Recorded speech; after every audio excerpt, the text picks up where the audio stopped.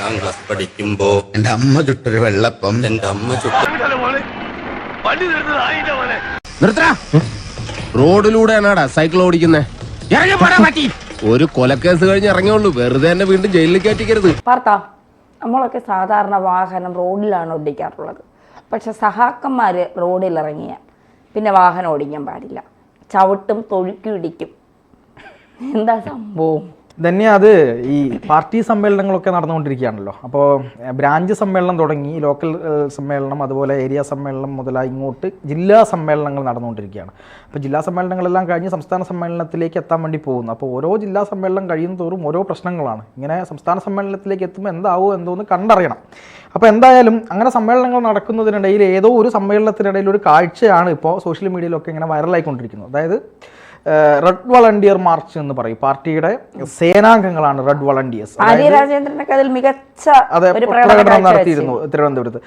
സത്യം പറയാലോ തന്നെ, ഞാൻ ഒരു റെഡ് വളണ്ടിയർ ആയിരുന്നു. റെഡ് വളണ്ടിയറായി പ്രവർത്തിച്ച മാർച്ച് ചെയ്ത, അതായത് കോഴിക്കോട് CPM-ന്റെ പാർട്ടി കോൺഗ്രസ് നടക്കുന്ന സമയത്ത് റെഡ് വളണ്ടിയറായിട്ട് ആദ്യമായിട്ട് റെഡ് വളണ്ടിയർ സംഗതി വരുന്നത് ആ സമയത്താണ്. അപ്പോൾ അതായത് ആദ്യമായിട്ട് റെഡ് വളണ്ടിയർ വരുമ്പോൾ തന്നെ പരിശീലനം കിട്ടി കോഴിക്കോട് തകരത്തിലൂടെ റെഡ് വളണ്ടിയറായിട്ട് ഈ കൈയൊക്കെ ഇങ്ങനെ വെച്ച് പോയ ഒരാളാണ് ഞാൻ.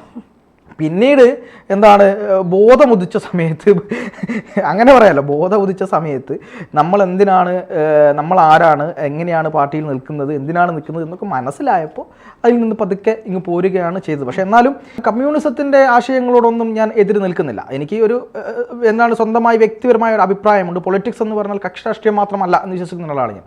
പൊളിറ്റിക്സ് വേണമെന്ന് മാത്രമേ ഉള്ളൂ. അപ്പം അത് വേറൊരു വിഷയമാണ്, അതിൻ്റെ ഇടയിൽ പറഞ്ഞു എന്ന് മാത്രമേ ഉള്ളൂ. ഇപ്പോൾ ഇങ്ങനെ വാർത്തകളിൽ നിറയുന്നത് എവിടെയോ ഉള്ള ഒരു സമ്മേളനത്തിൻ്റെ ദൃശ്യങ്ങളാണ്. ഇവരിങ്ങനെ റോഡിൽ കൂടെ റെഡ് വളണ്ടിയർ മാർച്ച് നടന്നു വരുന്നു. ആ റെഡ് വളണ്ടിയർ മാർച്ച് നടന്നു വരുമ്പോൾ ഇതിൻ്റെ മുമ്പിൽ ഒരു മെയിൻ ആയിട്ടുള്ളൊരു ക്യാപ്റ്റൻ ഉണ്ടാവും. അതിൻ്റെ പുറകിലാണ് ആളുകളെല്ലാം ഉണ്ടാവുക. ക്യാപ്റ്റനാണ് ഇതിനെ നയിക്കുക. വളരെ കൃത്യമായ അച്ചടക്കത്തിൽ ഈ മാർച്ച് ചെയ്യുന്ന രീതിയിൽ നമ്മൾ പിന്നെ കൈ മുന്നോട്ട് വീശി ഒരേ താളത്തിൽ കൃത്യമായ അച്ചടക്കത്തോടുകൂടി മുന്നോട്ട് പോകേണ്ട ഒരു സംഗതിയാണ്. അപ്പം പല ആളുകളെയും ഒക്കെ കൊണ്ടുവരുമ്പോൾ ഇവർക്ക് ചിലപ്പോൾ വലിയ ബുദ്ധിമുട്ടാണ്. ഇങ്ങനെ അറിയാലോ, ആര്യ രാജേന്ദ്രനൊക്കെ മാർച്ച് ചെയ്ത് പോകുന്നത് നമ്മൾ കണ്ടതാണ്. അപ്പോൾ ഇങ്ങനെ പോയിക്കൊണ്ടിരിക്കുന്നതിനിടയിലാണ് ഈ റോഡിൽ കൂടിയാണ് ഈ മാർച്ച് വരുന്നത്. റോഡ് ഫുൾ കവർ ചെയ്തുകൊണ്ടാണ് മാർച്ച്. ഹൈക്കോടതിയുടെ പ്രത്യേക വിധി ഇപ്പോൾ നിലനിൽക്കുന്നത്. അതായത് ഒരു തരത്തിലും ഇത്തരം പരിപാടികൾക്ക് റോഡ് ബ്ലോക്ക് ചെയ്തുകൊണ്ട് നിങ്ങൾ പരിപാടിക്ക് അനുമതി കൊടുക്കരുത് എന്ന് ഹൈക്കോടതി പറഞ്ഞിട്ടുണ്ട്. പക്ഷേ ഹൈക്കോടതി ആരുടെ ഇതൊക്കെ പറയാം, ഞങ്ങൾ നടത്തും എന്നുള്ള നിലയിലാണ് ഈ കാര്യങ്ങളൊക്കെ വരുന്നത്. അപ്പോൾ എന്തായാലും ഇങ്ങനെ റോഡിൽ കൂടി ഇത് വരുന്നു, ഒരു വണ്ടി അങ്ങോട്ട് പോകുന്നു. ആ വണ്ടി അങ്ങനെ പോകുന്ന സമയത്ത് ജസ്റ്റ് ഇവരിങ്ങനെ റോഡിൻ്റെ പകുതിയും ഇവരാണുള്ളത്.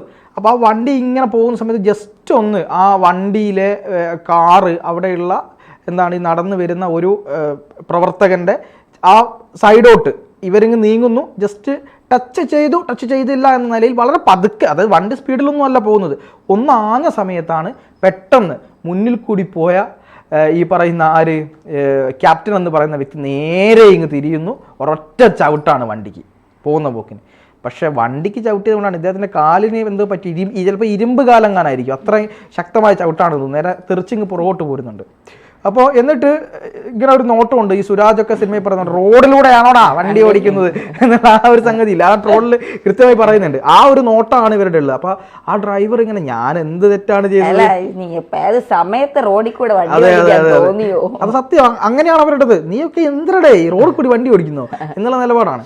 അപ്പോൾ ഇതിനെതിരെ പിന്നീട് വന്ന കുറേ വിമർശനങ്ങളുണ്ട്. അതായത് പക്കാ ഗുണ്ടായിസം അല്ലേ. അതായത് ഒരു കാറ് വളരെ പതുക്കെ പോകുന്നു, ഇവർ മാർച്ച് ചെയ്ത് വരുമ്പോൾ ആ മാർച്ച് ചെയ്ത് വരുന്ന സമയത്ത് അന്ന് അങ്ങോട്ടോ ഇങ്ങോട്ടൊക്കെ ആവും, ആരെയും ടച്ച് ചെയ്തിട്ടൊന്നുമില്ല. ഈ പെട്ടെന്ന് തിരിഞ്ഞു നിന്ന് ഇതിനെ ചവിട്ടാൻ ഇവൻ ആരാണ്? ഈ പറയുന്ന ക്യാപ്റ്റൻ ആരാണ്? ഇപ്പോൾ റെഡ് വളണ്ടിയർ മാർച്ചിൻ്റെ ക്യാപ്റ്റൻ ആരാ? ഇതാണ് ഈ കേരളത്തിലെ CPM-ന്റെ ഉള്ളിലുള്ള ധാർഷ്ട്യ മനോഭാവം എന്ന് പറയുന്നത്. ഞങ്ങൾക്ക് എന്തും ചെയ്യാം, ഞങ്ങൾക്ക് ആരെയും കൊല്ലാം. ഇനിയിപ്പോൾ കാറിന് ഇയാൾ ചവിട്ടിയത് കൊണ്ട് ഇനി ആ കാറിന്റെ ഉള്ളിലുള്ള എഞ്ചിൻ പപ്പടമായി പോയിട്ടുണ്ടോ എന്നൊക്കെ നമ്മൾ ആലോചിക്കേണ്ടി വരും. അല്ല, കാറുകാരനെതിരെ കേസെടുത്തിട്ടുണ്ടോന്നും നോക്കേണ്ടി വരും. പറയാൻ പറ്റത്തില്ല. കാര്യം ചവിട്ടിയത് കമ്മ്യൂണിസ്റ്റ് ചവിട്ടാണ്, അത് മനസ്സിലാക്കണം. കമ്മ്യൂണിസ്റ്റ് ചവിട്ട് എന്ന് പറഞ്ഞാൽ ആഗോളവൽക്കരണത്തെ എതിർത്ത കമ്മ്യൂണിസ്റ്റ് ചവിട്ടല്ല, പിണറായിസത്തിൻ്റെ ചവിട്ടാണ് ചവിട്ടിയത്. അപ്പോൾ അതുകൊണ്ട് തന്നെ ആ കാറിന് എന്തെങ്കിലും സംഭവിച്ചിട്ടുണ്ടോ, ഇനി ആ കാറിൽ ഇരുന്ന വ്യക്തിക്ക് എന്തെങ്കിലും സംഭവിച്ചിട്ടുണ്ടോ എന്നൊക്കെ നമ്മൾ ഗൗരവത്തോടെ ചിന്തിക്കേണ്ട ഒരു സമയമാണ് എന്നുള്ളത് പറയാതിരിക്കാൻ പറ്റില്ല. ഇത് തന്നെയാണ് എല്ലാ സ്ഥലത്തും നടന്നുകൊണ്ടിരിക്കുന്നത്. കാര്യം തങ്ങൾക്ക് എന്തും ചെയ്യാം. മറ്റുള്ളവർക്കൊന്നും ചെയ്യാൻ പാടില്ല എന്ന നിലപാടല്ല ഇവർ ഏത് മേഖലയിൽ ഇവർ സ്വീകരിച്ചുകൊണ്ടിരിക്കുന്നത്. ഇപ്പോൾ കൊടിസുനിക്ക് പരോൾ അനുവദിച്ചു, അറിഞ്ഞില്ലേ? കൊടിസുനിക്ക് പരോൾ അനുവദിച്ചു. TP ചന്ദ്രശേഖരൻ എന്ന് പറയുന്ന ഒരു പാർട്ടി പ്രവർത്തകനെ CPM-ന്റെ തന്നെ അതെ അല്ല CPM-ന്റെ തന്നെ പ്രവർത്തകനായിരുന്ന DYFIയുടെ ജില്ലാ കമ്മിറ്റി ജില്ലാ സെക്രട്ടേറിയറ്റ് മെമ്പറായിരുന്ന ഒഞ്ചിയത്ത് പാർട്ടിയെ നയിച്ചു കൊണ്ടുപോയിരുന്ന ഒരു വ്യക്തിക്ക് അതെ പാർട്ടിക്ക് ഒഞ്ചിയം സമരം എന്ന് പറയുന്നത്, ഒഞ്ചിയത്തെ രക്തസാക്ഷികൾ പുറങ്കര കടപ്പുറത്ത് വെടികൊണ്ട് വീണ സഖാക്കള് അവിടെ പിന്നെ ജയിലിൽ നിന്ന് എന്താണ് ഈ ജയിലിൽ കൊണ്ടുപോയി അതിക്രൂരമായി തല്ലിച്ചതച്ച് അവസാനം ആ തല്ലിച്ചതച്ചതിൻ്റെ അടിസ്ഥാനത്തിൽ ആ ചോര കൊണ്ട് അരിവാൾ ചുറ്റിക എഴുതി വെച്ച കണ്ണൻ എന്ന് പറയുന്ന ധീരസഖാവിൻ്റെ നാടാണ് ഈ പുറങ്കരയും അതുപോലെ തന്നെ ഒഞ്ചിയും ഒക്കെ. അവിടെ പാർട്ടി വളർത്തിയെടുത്ത് പിന്നീട് പാർട്ടി മാറി വേറെ എന്തോ ആയിപ്പോയ സമയത്ത് അതിനെതിരെ പ്രതികരിച്ച് വേറൊരു അദ്ദേഹം രാഷ്ട്രീയ പാർട്ടി വിട്ടില്ല, അദ്ദേഹം അദ്ദേഹം BJP-യിലേക്ക് പോയില്ല, കോൺഗ്രസിലേക്ക് പോയില്ല, ഒന്നും ചെയ്തില്ല. അദ്ദേഹം ഇടത് സൈദ്ധാന്തികമായി തന്നെയുള്ള മറ്റൊരു പാർട്ടി രൂപീകരിച്ച് അവിടെ നിന്നു. അവിടെ അവർക്ക് ഭരണം പിടിക്കാൻ കഴിഞ്ഞു. ആ ഒരു പഞ്ചായത്ത് മൊത്തം ഒരു മനുഷ്യനൊപ്പം നിൽക്കുകയാണെങ്കിൽ അതിൻ്റെ അർത്ഥം എന്താ? അവിടെയുള്ള ആളുകൾ പാർട്ടി ചെയ്യുന്നത് ശരിയല്ല എന്നുള്ളതല്ലേ. പിന്നീട് അതിൻ്റെ അടുത്തുള്ള ഒഞ്ചിയവും ഓർക്കാട്ടേരിയും കുന്നുമ്മലും ഒക്കെ ഇവർ പിടിച്ചു. ആ പിടിക്കുന്നതിൻ്റെ കാരണം ഈ പറയുന്ന ന്യായങ്ങൾ തന്നെയാണ്, ഈ പറയുന്ന ശരി തന്നെയാണ്. അങ്ങനെ ഒരു സഖാവിനെ ഭയന്നുകൊണ്ട് ഈ പറയുന്ന കൊടിസുനിയും ഷാഫിയും കൃമാണി മനോജും ഒക്കെ അടങ്ങുന്ന സംഘം ഒരു ദിവസം രാത്രി വള്ളിക്കാട് എന്ന് പറയുന്ന സ്ഥലത്ത് ഈ മനുഷ്യൻ പോയിക്കൊണ്ട് ഏത് നിമിഷവും കൊല്ലപ്പെടുമെന്ന് പറഞ്ഞിട്ടും നാട്ടുകാരുടെ പ്രശ്നങ്ങൾക്ക് പ്രയാസങ്ങൾക്ക് വേണ്ടി ഓടി നടന്നിരുന്ന ആ മനുഷ്യനെ ഇടിച്ച് തെറിപ്പിച്ച് വള്ളിക്കാട് ടൗണിലിട്ടിട്ട് 56 വെട്ടി ഇഞ്ചിഞ്ചായി തറച്ചു, മാംസകഷ്ണങ്ങൾ ഇങ്ങനെ തെറിച്ചു എന്നാണ് പറയുന്നത്. അങ്ങനെ ഒരു മനുഷ്യനെ കൊന്നുകളഞ്ഞ ഒരു ഒന്നാം പ്രതിയെ എന്താണ് ഈ പറയുന്ന ആരും അറിയാതെ പരോള് കൊടുത്തിരിക്കുക. അമ്മയുടെ അഭ്യർത്ഥന പറഞ്ഞു. അമ്മ പറഞ്ഞെന്തോന്നറിയോ? 6 കൊല്ലമായി എൻ്റെ മകന് പരോള് കിട്ടിയിട്ട് അവന് മനുഷ്യാവകാശങ്ങളില്ലേ? ഈ കൊല്ലപ്പെട്ട TPക്ക് മനുഷ്യാവകാശങ്ങളില്ലായിരുന്നോ? TP എന്തിനു വെട്ടിത്തറച്ചു? ഇതിന് ന്യായീകരിക്കാൻ വേണ്ടി ഒരുപാട് ക്യാപ്സ്യൂളുകൾ ഇറക്കുന്നുണ്ട് സഖാക്കൾ. എന്തൊക്കെയാണ് ക്യാപ്സ്യൂളുകൾ ഇറക്കുന്നത്? ഈ ഞങ്ങളുടെ എത്ര സഖാക്കൾ വെട്ടുകൊണ്ട് കിടന്നിട്ടുണ്ട്, അന്ന് നിങ്ങൾ ന്യായീകരിച്ചില്ലേ?